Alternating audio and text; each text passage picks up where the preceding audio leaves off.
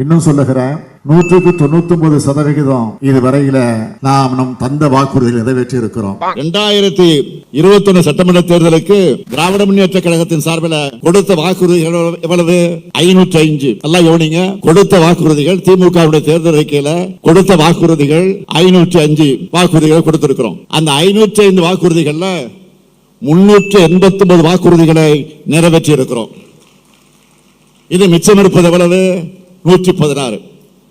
ஆக இன்னும் 114 வாக்குறுதிகளை நிறைவேற்றணும். தேர்தல் நேரத்தில் அறிவித்த திட்டங்கள் 190% மேல் நிறைவேற்றி காட்டியிருக்கிறோம். இன்னும் மிச்சம் இருக்கக்கூடிய திட்டங்கள் என்ன என்று கேட்கலாம். இதில் நிறைவேற்றப்பட்ட திட்டங்கள், அறிவித்த திட்டங்கள் பல, அறிவிக்காத தேர்தல் நேரத்தில் சொல்லாத திட்டங்களும் நிறைவேற்றப்பட்டிருக்கிறது. அதை நீங்கள் மறந்துவிடக் கூடாது.